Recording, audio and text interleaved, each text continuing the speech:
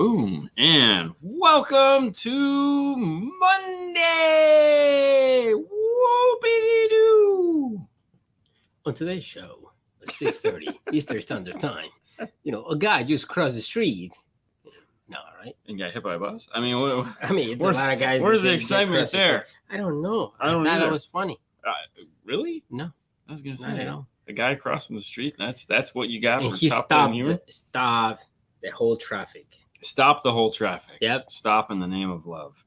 Actually, that's what happened the other day. The guy just walked in and he's just well, the joke is it stop in the name of love or stop, collaborate, and listen? Okay. So those are the two things. What's up, everyone? What's up, Mr. Berg? How's everybody doing? So Frank checking in. Woo! Mind blown. Woo-hoo. Hey, dudes. What's up?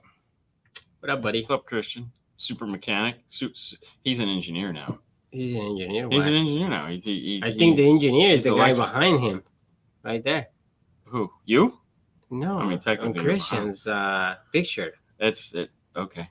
Hey, what's up, Mr. Berg? What's up? How you doing? How you doing? What's up? What's up? Hold on. Hey, it's Mr. Bennett. Oh, did you see where they had some beautiful weather the other day up in the Pacific Northwest? No, I didn't see that. Yeah, he put the hammock out. The most interesting guys at Car Audio. I don't know if that's true, but I'll have to go take visit it. Chris Bennett. Hello from Ontario. Raining here. Oh, I could see that. I can imagine. I could see it. What's up from Tennessee? What's in the box? Well, let me. I can tell you what it is. It's audio control. That's what it is. It's audio control in the box. What audio control is in the box? You're going to find out next Monday. But before next Monday, I'm going to give you this. Man. I'm going to give you this. That Hold is on. great. We're going to go to Dean's laptop and that, and we'll just be up here in the corner because we're not going to play their audio. Ooh. This is still my favorite part. Yep. Look at that. Mm-hmm. Oh my gosh. Anyways, don't get me wrong. The sad thing is, as much as I'd like to show you what's in that white box, Yep. just so that we can all talk about it, I would get in trouble for it, and I don't like getting in trouble. Oh, whatever.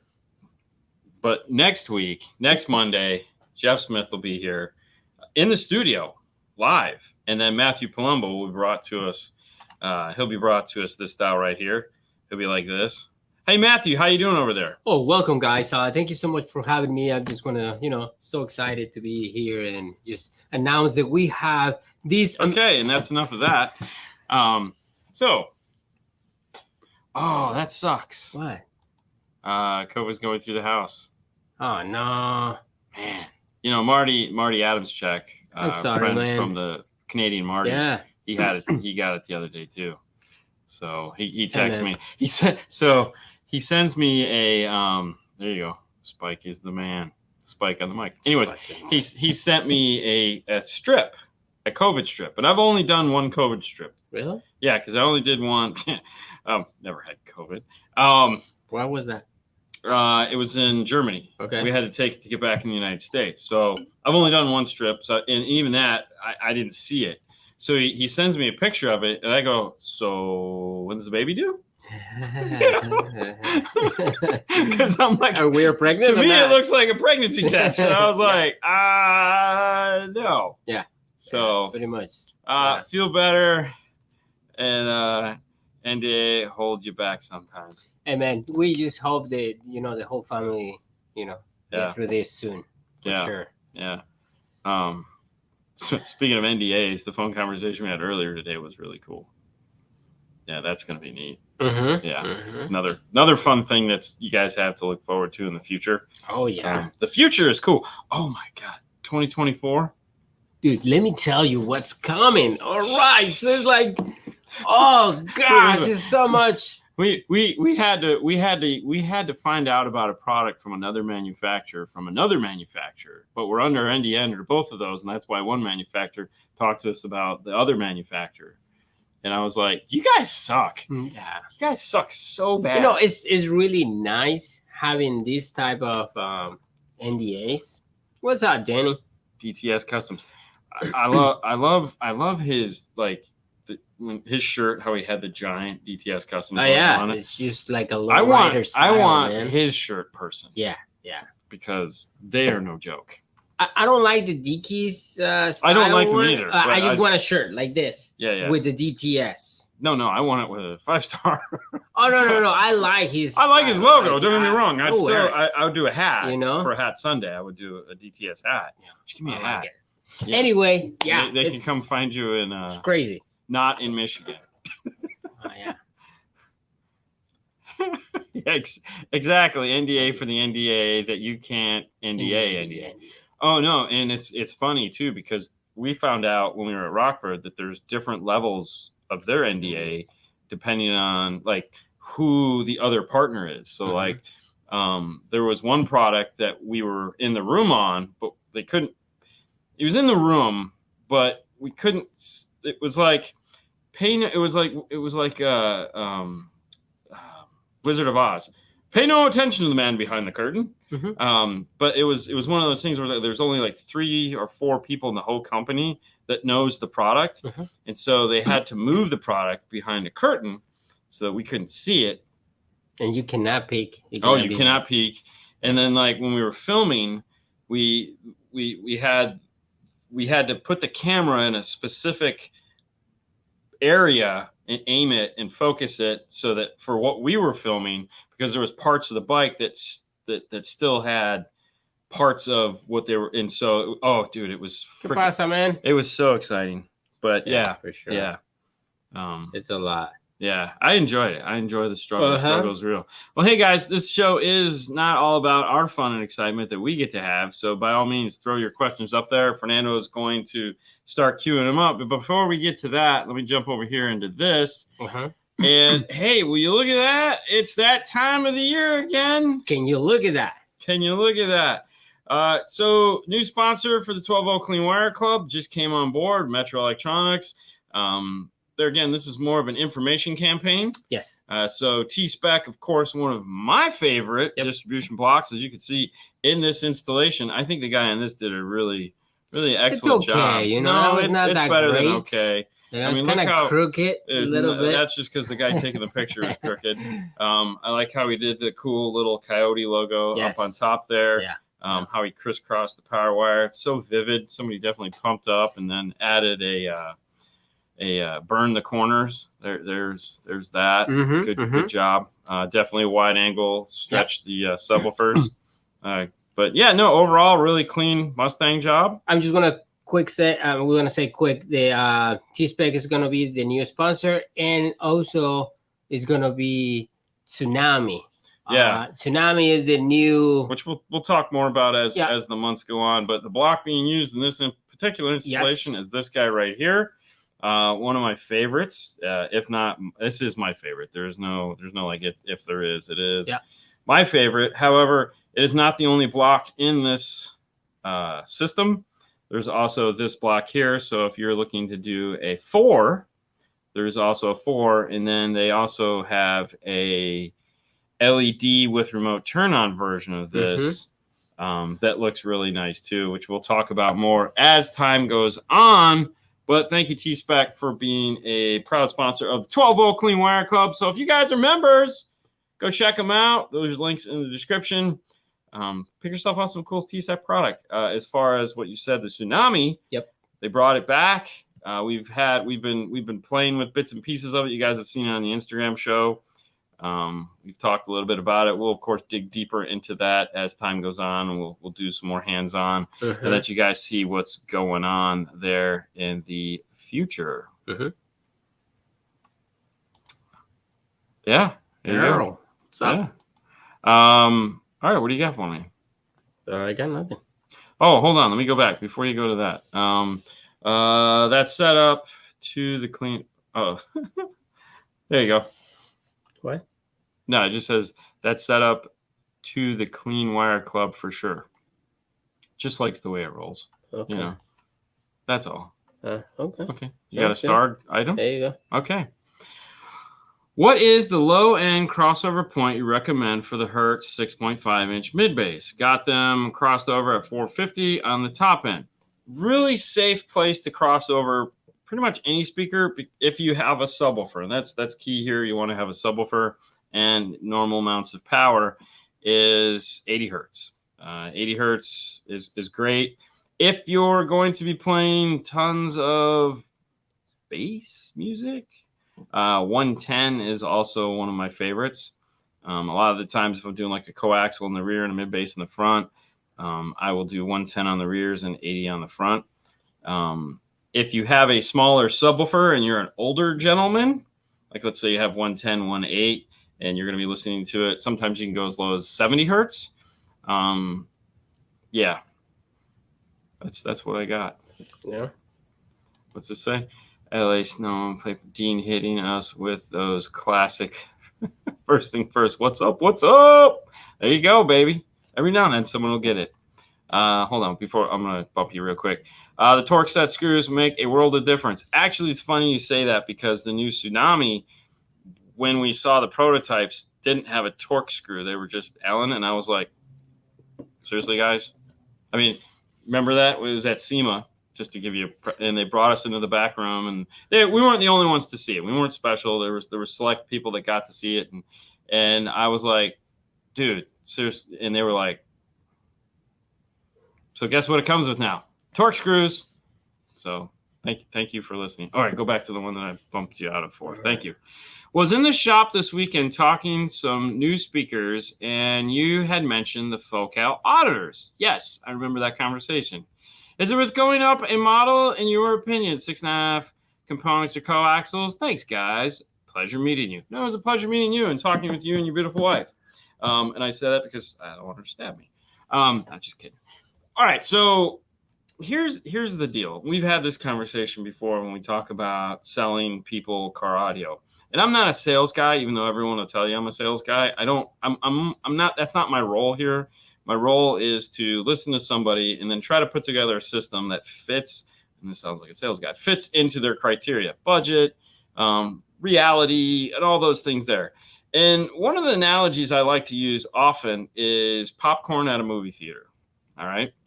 And the reason for that is, have you ever been to the movies, Fernando? Yeah, of course. Yeah? What's the last movie you watched? Mario. Did you get popcorn? Did you get a small popcorn? No, we always get a large one. You got a large one, right? Yeah. Did you go in there thinking maybe a medium? No, we like. You've just settled. For us, it's always like, give me a large one with the large Coke and candies, and done. That's it. Okay, but still, you've just realized that. See, but when I go to the movie theater, not everyone there likes popcorn. So, I mean, Sue and I like popcorn, but Haley's like, eh. And so we'll walk up and I'm like, let me get a small popcorn. And they'll be like, hey, for $1.50 more, we can bring you up to a medium. For $2 more, I can get you up to the bigger Coke. So reality is what happens. You end up like Fernando. You got the biggest popcorn you can get your hand on, which is like a trash bag full of popcorn. You got a backpack full of Coke. You got candies and everything. And you're like, oh, my gosh. But the bargain was, hey, you're already spending $16. For $2 more, you can get this. For $4 more, you can get that. So, yeah, you can go up to the next. But in car audio, basically, like if you find a speaker that, let's say, costs $80, the next step up is going to double that. It's going to go to $160. Next step up from that will probably be in the $300 range. Up from there, it's going to double again. So speaker prices in manufacturing typically go up either double or 5/8. So the budget is kind of set wherever you want it, and you can always go up to a better speaker. There's no question about it. And as long as everything else will play nice with that, yeah, it's cool. But if you were spending, let's say, $450 on a set of speakers, okay, you're now going to be spending $900 on a set of speakers. Right? That's just what's going to happen. If that's within your budget, is there an added value in it? Yeah, the next level up is obviously a better speaker. There's no question about it. But does it make sense for the system you're building? And that's something you're going to have to decide. Is it worth it? It's always worth it. I'm going to tell you, yeah, of course. Get the best that you always buy the best that you can buy. because you're going to be happier for it. And remember, there again, just don't go to the movies for a week and you'll be able to afford them. Pretty much. How old do you consider older gentlemen? Basically anyone my age, which is 50. So anyone 50 and above is an older gentleman. It's an older gentleman. I mean, I consider myself an older gentleman, but I just, I do more than most older gentlemen when it comes to trying not to be an older gentleman. Aside from working an obscene amount of hours and going to the gym and running and doing all those other stupid things and not sleeping, which is probably the worst part of it. But yeah. You're just inactive old people. Yeah, active old people. I tell you, that's my people in the gym on Sunday morning when I go. This is just old people? It is totally old people. And I feel young. Because I see some of these old people, I'm like, dude, man, these guys, like, you need maybe like. It's like the other guy right here, right there. He's old too. You are old. No, we're not. We're not. We're seasoned. We're seasoned. Doggy Fresh in the house. The season already passed. Oh, damn. Damn, that's so mean. Do you set time alignment on the DSP and head unit or just the DSP? Oh, no. Well, one time. just the DSP. If we're okay, so just to expand, whatever, pick a word on that. If we're doing a system that has a DSP, the heavy lifting is always going to be done by the DSP because more than likely the DSP is going to have the better processor in it to handle the heavy lifting, meaning things like time delay and crossover points and equalization and stuff like that. They're bigger, they're better, they're designed to do that. Whereas a radio is a magic box that costs like a third of what the DSP costs. Sorry, I had a burp. Okay, now, what we will use the radio for, though, in this application is the fun things. So, for example, if you buy like a JVC Kenwood 50, wow, sorry. I mean, it's just... What's that, Giovanni? I mean, I'm not, 12 like him. Yeah, exactly. He's going to look 12 forever. 15. Yeah, I know. He might be 16 now. Does the work of a 50-year-old, but, meaning he gets up every morning. He's like, oh, my back. Hola. Yeah. Ouchie. Anyways, as I was saying, some of the fun stuff that you can do inside of the radio is if the radio has loudness. Loudness is one of my personal favorites because I find, when we tune a system, when we get out there and I turn it up and the guy goes, damn, that's loud. I will never listen to it that loud. And it's like, okay, well, let me turn on loudness for you. And they go, oh, well, that sounds really cool because what it does is it adds a bass and treble boost at low volumes. And as you turn the volume up, it rolls off. So therefore, you can have that nice, robust, sexy feel at a lower volume. So if you're talking a lot in the car, it'll still sound interesting. But then as you roll it up, it's not going to affect the higher volumes. The second thing is the global EQ aspect of it because not all DSPs come with global EQs. And or you have to bust into the DSP and do a preset switch. Now, if you've ever tried to go from one preset to the next in a DSP, it's not that fun. Sometimes you get a cool controller where you turn down push, then you 1, 2, 3, 4, 5, it changes. As opposed to a radio that's like real quick. So one of my favorite in-dash DSP or EQ settings I like to make is for talk radio. I listen to a lot of talk radio because we do talk shows. And I like to we were talking about this before the show. I like the timing. I like to see how they answer things. I like to see how they deal with time. And with that being said, I forgot to turn this on, so let me turn that on. So I like an EQ setting that has pull down bass and treble so that I don't get hisses and pops when I'm listening to the music. And that's kind of fun. So that's real easy to do when you have a radio installed with the DSP. So the DSP does all the heavy lifting, and then the radio is just there to sprinkle a little, little salt and pepper. So if I have a DSP, why should I buy a $1,000 head unit if I'm not going to use any audio settings? All right, so back to what I said. That's why you'd use that. Now you have the source units to consider. Okay, where is the sound coming from? Okay, that's important, right? So if we're using a factory radio, one of the things that Brian Mitchell likes to talk about is he has a factory Chevy pickup truck with a Bose system in it. He does not have the Metro interface in it. He has spent countless hours trying to shine that turd to get it to sound the best that it can. And one of the demos he likes to give is, here's the best that this factory stereo will ever sound, okay, which is not very good, but it's passable for most people. And then he switches over to just straight line from his phone into the DSP. And it's like, holy crap. Yeah, no, that sucks. That sounds terrible. This sounds way better. So not everybody wants to do that. Like not everyone, wants to, mainline a phone into their DSP. They want CarPlay and they want all these fun things. So the source unit gives you the ability to have the main hub where everything starts from. Think of it as the big ass TV in your living room. Like I have the amazing sound, but I can't see it because I have a 40-inch TV that's a 720. No, I want 4K, 8K. I want 8K 80-inch on my wall, looking all sexy, and this is what everyone's going to see. This is what everyone's going to touch. I can't make this decision for you, and I didn't say go out and buy a $1,000 head unit. The Kenwood 958, which is my personal favorite right now, is nowhere near $1,000, and it sounds amazing. So, 2024. If one of you had to buy a single DIN head unit for your car, which one would you buy? So Fernando has a single DIN head unit. A single DIN head unit in his car, and he has a DSP, and it's a Sony GS9. Now you want to talk about a $1,000 head unit? That's like a $1,200 head unit, and yeah, it's worth every penny. They don't make it anymore. They don't. But they do make a replacement video touchscreen, which is the 9500. Thank you. Mm-hmm. And rumor has it, Sony has an announcement to make it Knowledge Fest in 2 weeks. I wonder what it could possibly be. I honestly don't know. We're going to find out.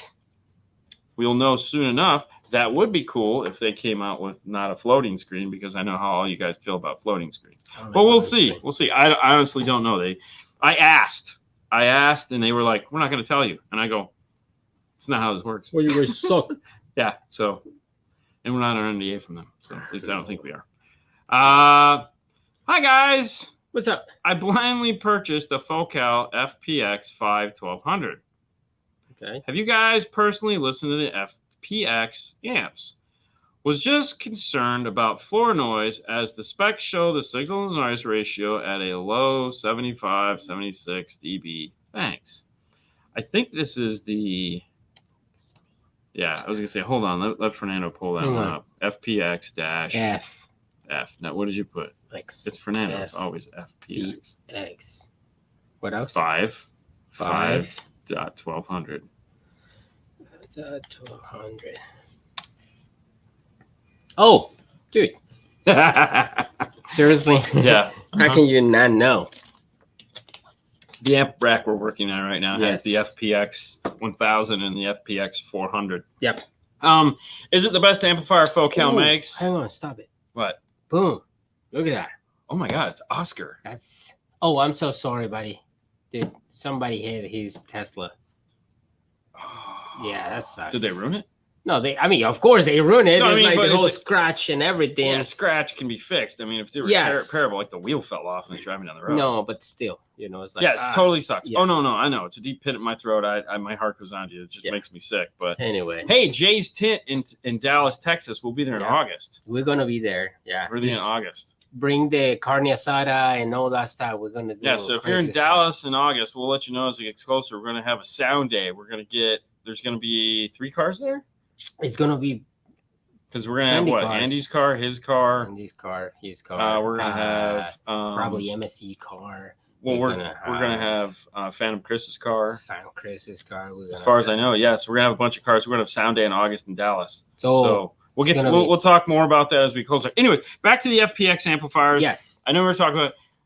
There he goes. He's going to bring the Avalon there. Perfect. Oh, awesome. Oh, dude. It's going to be awesome. Yeah. So it's a nice amplifier. You don't have anything to worry about. Is it the best amplifier in the world? It's a really good amplifier. It's a really good amplifier. You're going to love it. You're going to love it.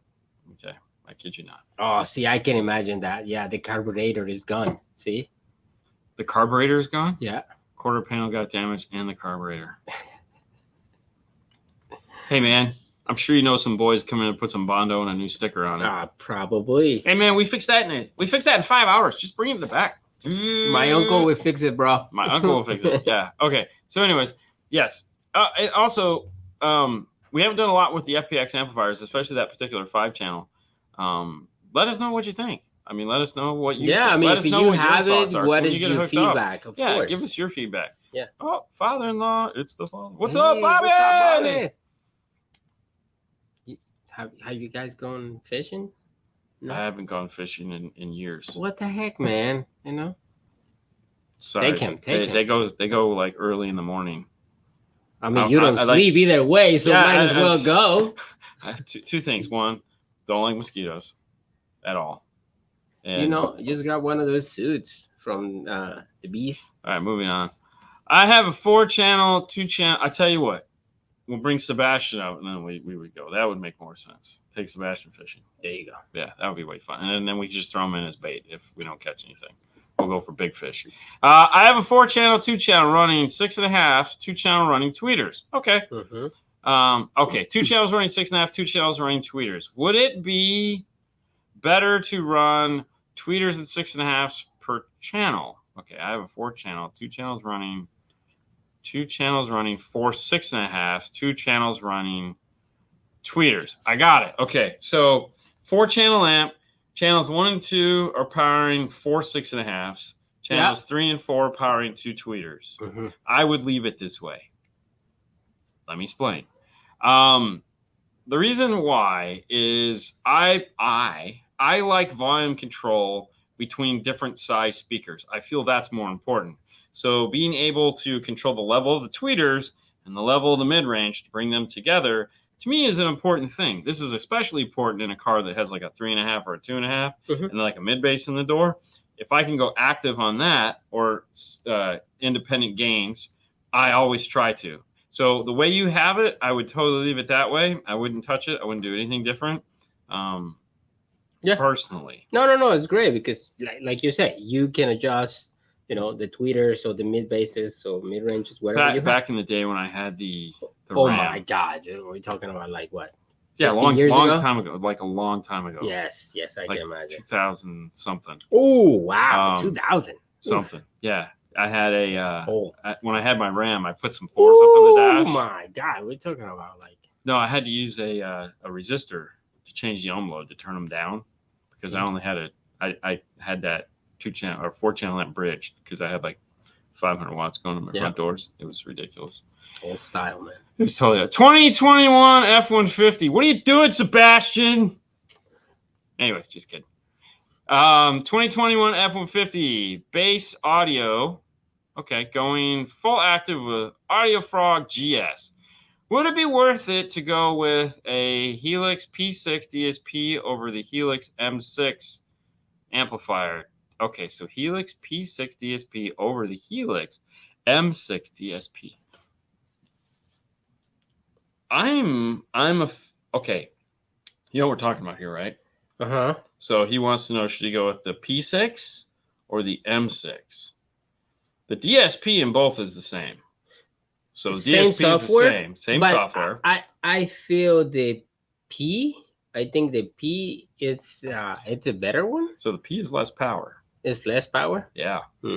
See, I would go. Yeah, but you only using the DSP. You're not using. No. I mean, you're still using the power, but. Yeah, but you're getting more power. So I can't bridge the P6. Correct. I can bridge the M6 because it's a conventional amplifier. I'm going with the M6. Like, I'm a big fan of M6 and then one of the 2 mono blocks to go with it. That's my thought. I'm going with the M. If I have the extra money to go from the M to the P, I would rather go with GB. Like, I would spend the money there. I'd go with the better speakers because the amplifier is great. Either one of those amplifiers is awesome. You have, you know, it's what Jordan do you want to wear, I guess, if you're that guy. But I would spend the money somewhere else, like going up to GB as opposed to GS. Yeah. In my world. All right. Hey! Thanks, man. Are you going to enter your Wi-Fi cable management? No, our Wi-Fi cable management sucks over here. So yeah, it's literally we unroll it out here anytime we need to. Should I use the RCA? Oh, yeah. What? Go ahead. You sure? Yeah. Okay. Should I use the RCA connection on a kicker key 200.4 or should I cut them off and use high-level input? Depends what you're hooking up to. If you're integrated into a car, I mean, we cut them off. Like if we're doing high level integration, meaning I'm connecting it to a factory stereo, then I'm whacking those suckers off and I'm going into it that way. It's a cheap plug and it's made to do that. That's why it's so long. But if I'm going into the back of a radio, like if I have an aftermarket radio that I'm using, no. I'm using the RC outputs of the radio for sure. Yeah. Hey guys, I have a customer who wants Big 3 on a 2019 Altima. The negative battery terminal is a monitoring block on it. I've heard mixed opinions about doing a Big 3 in this situation. As long as you're on the other side of that monitoring block. So in other words, don't go to the battery. So you have to be, for it to actually work, it attaches to the battery, then you usually have the monitoring block, and then there's a bolt over here. You need to go to that bolt because the monitoring block, otherwise you're not increasing. You're doing better on the ground plane, but the electrical system of the car isn't going to work properly to take advantage of that. I'm not a big fan of doing Big 3 upgrades on cars that newer unless typically what happens is we'll look at the car, and if it's got a crappy little 8-gauge ground coming off it, we'll replace it with a bigger 4-gauge or a 0-gauge ground. We do that a lot of times in the Hondas. I really haven't looked at the Nissans that much. I mean, it's shoot ground. But just so you're on that side of the monitoring device, you'll be fine. Yeah. All right, so we can change the top one. We can? Yeah. We can. All right, guys, don't forget, next Monday, the big reveal. What's in these white boxes? Not just these 2 white boxes. These are just the 2 white boxes they dropped off just for us to talk about white boxes. And there is, in fact, something in there, okay? They're not just random white boxes, okay? But this Monday coming up, Jeff Smith will be in here. Matthew B. Palumbo will be brought in, just like Fernando here is right now. Look at his nose. Hey, nice. Thanks for joining us, Fernando. How you doing? Yeah. Doing good? Yeah, okay. Everything's good, man. So we'll have him here. It'll be fun. We're going to learn about all the new products that are coming out. I can't wait. I really can't because, I want to show them to people. I really do. But thank you, Audio Control. Thank you. At audiocontrol.com. Okay. All right. All right. Hold on. Let me do this because this is holding. Way easier. Everybody's holding. Hang on, guys. Hey, welcome to the show, Focal K2 Power Amps. Ooh, we're going to hear some of these in 2 weeks. Yeah. We've had the opportunity to hear them before, but we haven't had the opportunity to hear them because we were busy. But we are going to take you guys on a journey, and we get to use the new mic. We get the new mic. Yeah. So that'll be fun. We're gonna dance with Bernie and all that stuff. Yes, a lot of stuff coming up in the next couple weeks. Yeah. And as Bobby said right here, you need to get up early to fish. Like early, like 10 o'clock? Like 4. Like 4. 4. All right, Sebastian is not going. They don't play around, bro. They do not play around. Like when he goes fishing, it's of course. He'll get up, go fishing, come back, and everyone will just be getting out of bed. I'm like, I've been fishing for the last 4 hours. I just want to die. My clock works the other way. Yeah, can we go from like 10 till 2? Like that seems like, don't they eat at night? I mean, what the hell? What Audio Frog speakers would you recommend for a 2020 Mercedes GLC 300 4MATIC? Also, want to use audio control amplifiers. What configurations would be best? Mm-hmm. Okay, so here's the problem when it comes to, it shouldn't be that kit because that's go to the. I want to see. Yeah, I was going to say, go to the top. Anyways, one of the problems you do run into is it's a 2020 Mercedes-Benz, and every speaker in that is a very unique size and very unique configurations, such as, just go to Focal Inside, bro. And they literally list all of the speakers. So go to integration. Right there. Go to integration. Go to product lines. Okay, and then go to Mercedes. There you go. Click on that. I know. It's the internet. Scroll down. And then click on, it is a GLC 300, so GLC class right there. GLC. Yeah. 2015 to 2021. Yeah, that's it. Scroll down. Okay, so what Fernando's been patiently doing in the background, let me pull up his screen right here. This one right here. And let me remove this, and let me hide your comment.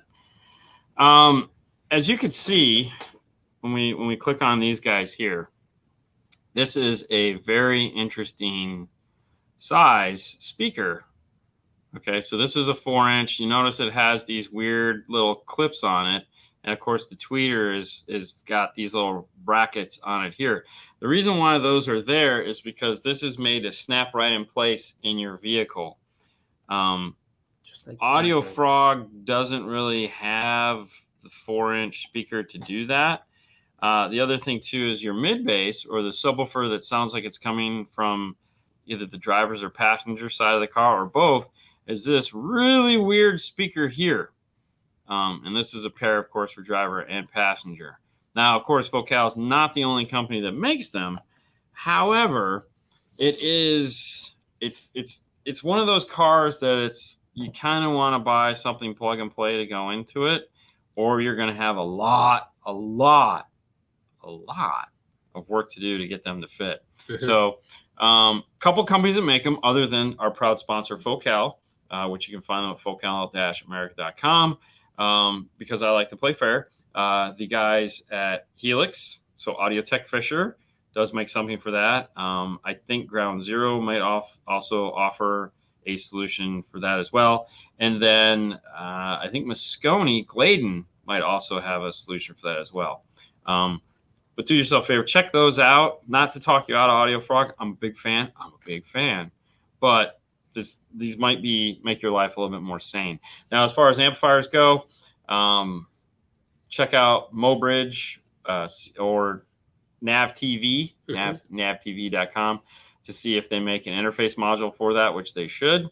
And then you can go crazy on the amplifiers and go with as many as you want. So just keep in mind, you're going to want a lot of channels, so probably need to look like a DM810 or something like that. Okay. Yeah. Hold on. What was the model of the radio that you put in the Haley lab? That was a 997? It was either 997 or 996. Probably 996. Probably 996. Well, what is that?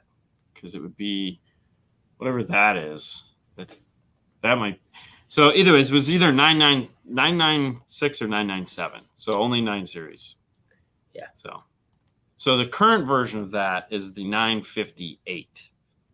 So, which is nice because it's short chassis. What's up, Justin? El Fernandez checking in. 2023 Camry, best place to get remote from, not turning wrenches today, but I'm doing full system in a 2023 Camry. Morel all around with Rockford amps, DM810. All right, so DM810 has GTO, which means you really don't have to get a remote turn on. The GTO sense in the amplifier will pick up the 6 volt coming off of the DC offset, which is that coming off of the factory speaker. All right, and that'll turn on the DM810. The output of the DM810 will turn on all your Rockford amps. If for some reason that doesn't work, it's not as simple as hooking up a remote on a DM810. You actually have to pull the DM810 apart, and there's a jumper inside of it that you have to disconnect and reinstall. So there's a little jump tab like the audio controls have to bypass the GTO. So the GTO is default because they assume you're going to be connecting it to the high level is going to connect to a speaker.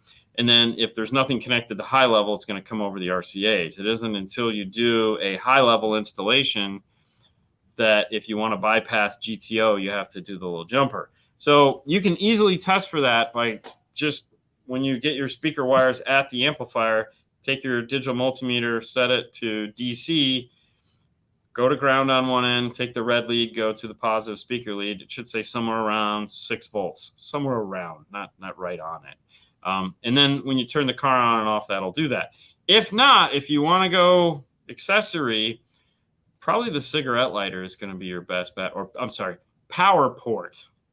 They're not cigarette lighters anymore. Power port, but you have to make sure that you go inside of the DMA10 and do the jumper. Otherwise, you can do whatever you want on an input. It's not going to see it. It's still going to look for the DC offset. Yeah, I know. It's a lot of fun. Hey, guys, from Nova Scotia. Great show. Been learning a lot. Thanks, Mike. That's what we like to hear. Thanks. I appreciate the feedback, D. Last one, because I'm an audio bum. Right? Yeah, bum. Anyway, what's the next model up on the... Oh, that's why. What's the next model up on the Focals, and what's comparable on the Morel side? So you have Auditor, and then you have the... there's actually 2 steps. So you have Auditor, and then it goes into integration. So the integration line, and then up from that is Access. The closest thing in the Morel line is going to be the what are the HEs?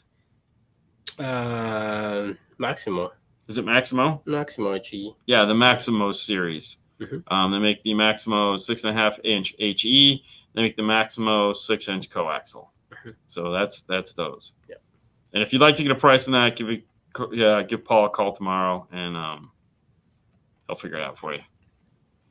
Real fast, what happened to Rammat Audio? The sound deadening stuff. If I was to guess, they probably went out of business because, or if they don't exist anymore, sound deadening stuff is a tough market to be in. And it's kind of scary how they make that stuff, but I honestly don't know. Car voltage is at 14.5. On startup, at red lights, it goes to 12.8. Drive again goes to 13.5. Yeah, that makes total sense. That's the voltage regulator in the car doing its thing. It's going to start up. Battery's fresh. Everything's exciting. It's going to go up to 14.5. Still kind of high, but in some of the newer cars, I can see that. At a red light, because the car isn't moving, it's shut the alternator off because it doesn't want to hurt the alternator. And you're running 100% off of the battery. And then you start driving again, you get up to speed, the alternator kicks back on and starts charging the battery at a normal rate, which is 13.5.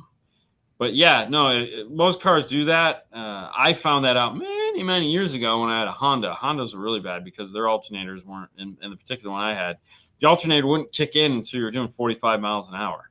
So severe voltage problems. And I was like, what the frick? And the guys at the dealership were not very helpful. Finally had to find a friend that was a Honda guy, and he's like, yeah, this is what's going on. I'm like, well, that sucks. So, yeah. You guys have more install coverage on the you guys have more install coverage on the 10th gen Honda Accord than anywhere else I've seen. I bought a 2019 with an underwhelming 180 watt 8-speaker system, and I'm considering having the entire system redone. Do you have any recommendations based on your experience? I'm in New York and wouldn't think twice about driving to Florida to have you guys do it. And you wouldn't be the first guy to come to New York. However, there are other people up there that can do it. Here is what you have to keep in mind when upgrading that. It's the 8-speaker system, which is, I feel like it has to be more than 8 speakers. Like, it should be like a 10-speaker system because there should be a center channel and a subwoofer. Mm-hmm. So in the amplified system, most of the time it's active up front, meaning tweeter mid-range in the rear deck, center, and sub. You have to keep the tweeter, the mid-bass, the center, and the sub from the factory. The rears, it's not so much. So you have to have a DSP that takes 6 channels of input. But you... at least 6 channels of input, which is kind of cool. Budget is always the killer there. You do have to go active output now. So that means you need an amplifier channel for the center, you need an amplifier channel for the tweeters, amplifier for the mid-range, and then whatever you plan on doing in the rear, and then a subwoofer. All right, so 10 channels of output is where you run into. So now you have amplifiers. One of the things that we like to do in that car in the past was use the, which I'm sure we may have used in the video, is the 850 Pioneer amplifier DSP, because it's 8 channels of 25 watts of power, but it's a 12 channel DSP. So what that allows us to do is sell that amplifier and a 5 channel amplifier and do everything. So we can use the 5 of the 25 watt outputs, 1 to go to the center and 4 to go to the rear active output, which is cool. And then the 5 channel amp to power the tweeters, the mid bass, and a subwoofer. So it makes integration into it pretty easy. However, times have changed a little bit since then, and now the advent of the 12 channel amplifier and the 10 channel amplifier and the lots of new amplifiers exist to where we can do a lot more than we could in the past. So Audison has come out with a Forza. Audio-Tech Fisher has multi-channel, like a 12-channel Helix amplifier and an 8-channel Helix amplifier that have like 10 channels and 12 channels of DSP.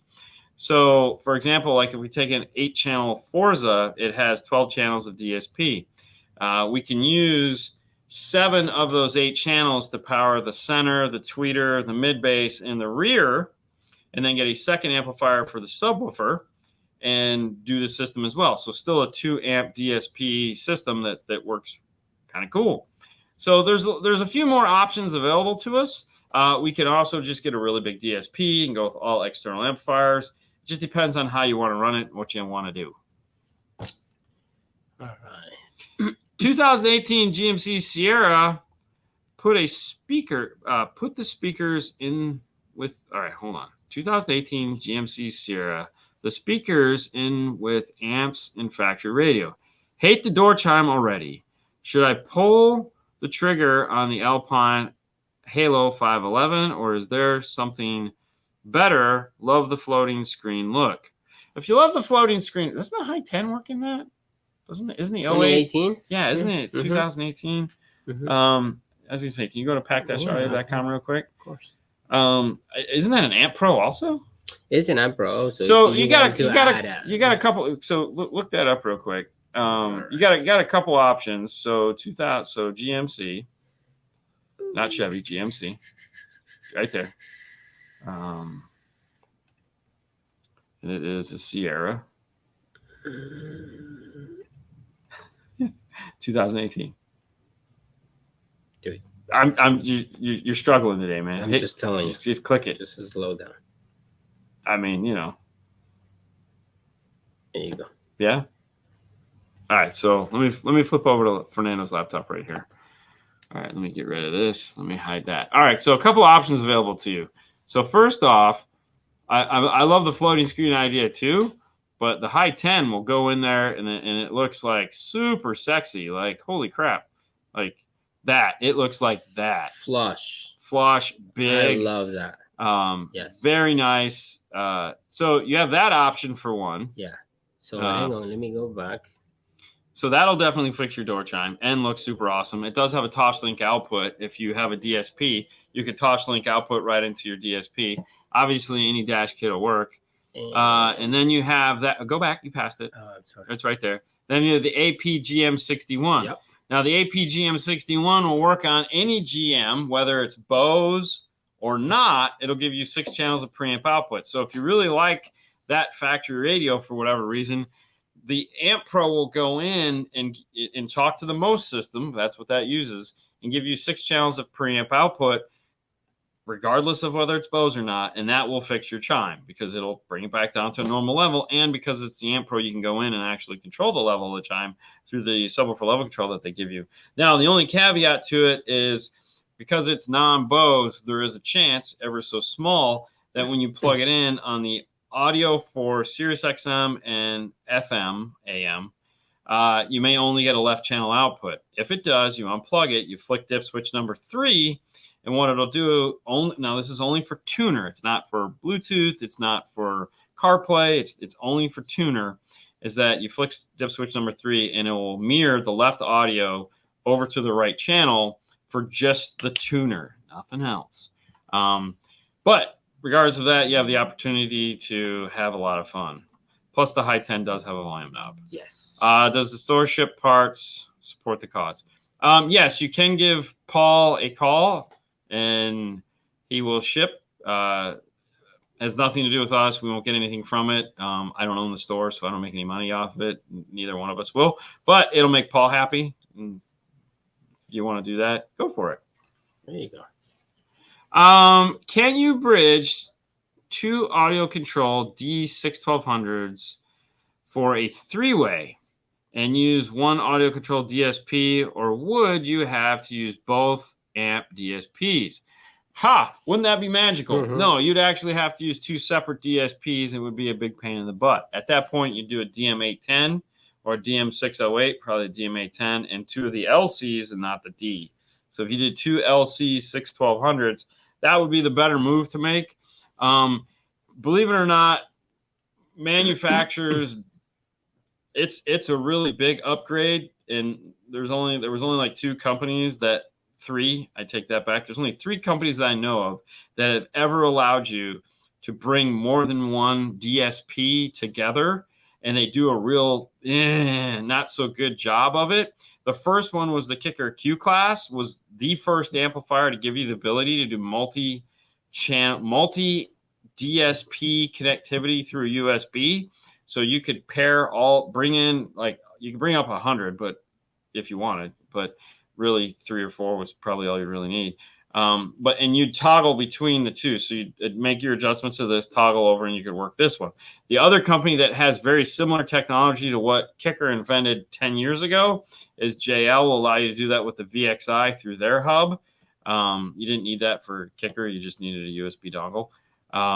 And it sucks bad. Like, it sucks, like lots of cussing and screaming. And then ARC with their 8-channel DSP will allow you to daisy chain, I think, 4 of them. And I'm assuming it's the same way you tab through. So it's not like it just pulls up an amazing amount of DSP action and then you just route it all in one piece of software. So what you'd literally have to do those 2 amplifiers is have 2 laptops up and be typing in, and, oh my God, kill me now. DM810 would be the better move. And probably the same amount of money.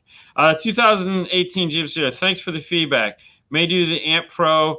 Crutchfield said it wouldn't work with being non-Bose, so I used, See, that's the thing. No one reads the instructions. Apparently they did. And they don't, because I can understand. Crutchfield would never want to. We have a video showing you how to do it. So you can look up the Amp Pro GM61 and we walk you through. We actually, I think, have both videos, one with Bose and one without Bose. And we tell you about dip switch number 3, how it works, and all that other fun stuff. But yeah, it's the better move for sure. All right.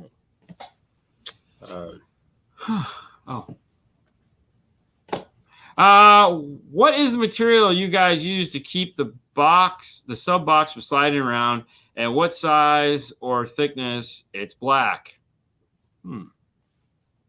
So what we use is we use 2 types of plastics here in the store. We use blown PVC, which can be called different things, Paleolite, Centra, but it's basically just blown PVC, and we get that in 1/4 inch and 1/2 inch. And then we also use ABS, and ABS we typically use only 1/4 inch now, but every now and then we do keep a sheet of 1/8 inch around. The stuff that you see when we do that is leftover 1/2 inch PVC. But any 1/2 inch material will work. You can use a piece of wood that you painted black. It really doesn't matter. The idea is that it's attached to the little spare tire thing or some other part of the car that does give a little bit. And the reason for that is the box needs to have a little bit. It's good. It wants to move. It's heavy. And in my experience, when you bolt it in, the only thing that actually ever happens is the screws rip out. And I don't think we've ever had, maybe one. The only time we've ever had it break is if we had to put in an L. Every now and then we'll do an L to keep it from sliding left, and the L will break. Yep. And so we'll make that side thicker and put more screws in it so it doesn't do that. Mm-hmm. But otherwise, no, just a piece of 1/2 inch PVC. Where you can find that? Your local plastic supply place or Amazon. I believe on Amazon we have some links in the DNF tool drawer. So if you go to dnftooldrawer.com, there's a plastics tab. and you can click on it, and it'll take you, and you can buy like a 4x8 sheet.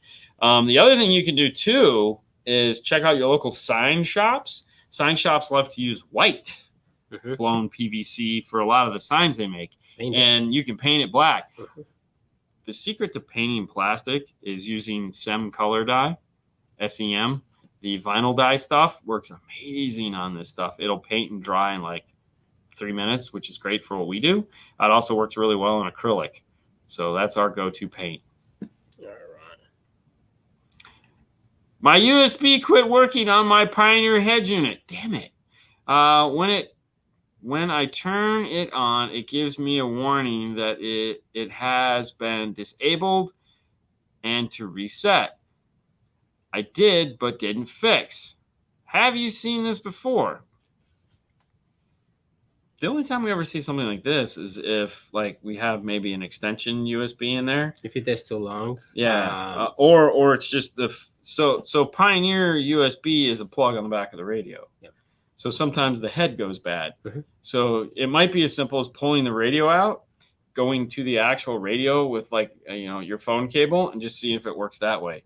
You may have a short in the cable, and it's feeding back into the radio. That would be the only other thing. Now, if you've tried that and it doesn't work, then no, the system has suffered critical failure. I'm just wondering if that's you actually cable from your phone through the USB. Always try a new cable. But if you can get to the back of the radio and plug in there, that would be your like 100%. This is why this does this. Yeah. What about this one? Yeah, go ahead. Last time I asked about speaker brackets for a 2010 Honda Elantra, I have an update. The Metro speaker brackets for the 2010 Elantra do indeed fit with a very minor modifications. Thanks for the help and advice from the last time. Oh, that's awesome. Yeah. I mean, that's the cool thing. We just have them all on the shelf, so you just walk over there and grab something that's close, and then if it doesn't fit, you just make you brackets. Yeah. Which is, Same thing for Toyota. Sometimes, Toyota has different sizes, but yeah, it works. So, all right. Probably this one is 2 minutes, man. We got 2 minutes. Okay, wait. What does he want to do? All right. He wants to stand on his head. Okay. I have a 2021 Acura TLX with stop-start. Wah, wah, wah. I'm looking to add just a small 200 or 300 watts to push the Alpine Halo 10 and an epicenter so the wife can turn the bass down. What amp would be a good fit? Thanks, guys. All right, so it's not the amount of wattage that is actually the problem. That one? Yeah, go ahead. Hey, thank you, Focal, for being a proud sponsor of the show. Yeah. Okay, so it's really not the wattage that is the problem. It's the power supply and the amplifier's ability to play at low voltage. So in order for stop-start to work, you have to have an amplifier that can go down to 8.5 volts and not turn off. 9 volts is good, 8.5 is better. There's only a handful of amplifiers out there that are rated to do this. One of them happens to be the Kicker Key 501. Now, the Kicker Key 501 is great because it'll just go into the system. It does have a 6 dB bass boost. Thank you, Elias. Thank you, buddy. See you soon, buddy. It does have a 6 dB bass boost. And also what makes it great is you have a Honda, and it's going to have an EQ built into it, which is going to screw up the bass. So the key lock, it has a key lock built into it. So you really don't need the epicenter unless you absolutely want to have it. So what we would do in that car, if you came in, I would just sell you a Key 501. We would run through the DEQ section of it, so it would give me bass, flatten out, fix all that factory nonsense that's going on, and be done with it. Small, it's stop-start compatible. It can be tucked into a corner, and everyone is happy. You don't need no high level to low level, nothing. Yeah. Now, the only thing you may want to add to this is if you're going to disconnect the factory subwoofer, you will need a load resistor. I would probably look at the greens from Audio Control, or whoever makes them. Everyone makes them now, so green. And that would be it. However, I would almost keep the factory subwoofer because why not? And you might want to pull the aftermarket one out at some point. It's not going to hurt them to have both. As long as they're in polarity with one another, they will perform fine. All right, and this is gonna be the last one, guys. Audio Control has a big announcement coming too, I hear. Yes, they do. And actually next Monday here on the show, we will have Jeff Smith live in the studio with products that don't exist yet, except for in these white boxes. There'll be more than these white boxes. There'll be lots of, we'll have a whole table set out. We're going to have the Fernando cam so we can zoom in on all this stuff. And we'll have Matthew Palumbo from Audio Control live on the interwebs so he could tell us all about the products. We are also going to talk about DSP because for those of you that are Audio Control DSP users, you know, they've been going through a whole bunch of betas with new software and stuff like that.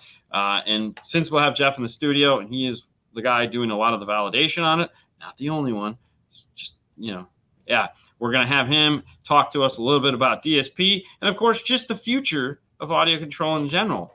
Things to look forward to coming up down the road, you know, a little bit. So that's what we got planned for next Monday. However, there's a lot of time between now and next Monday. We have Saturday, we have Friday with the news, and of course, daily you can find us. Can you pull up this? Yeah, here we go. Daily you can find us on Instagram.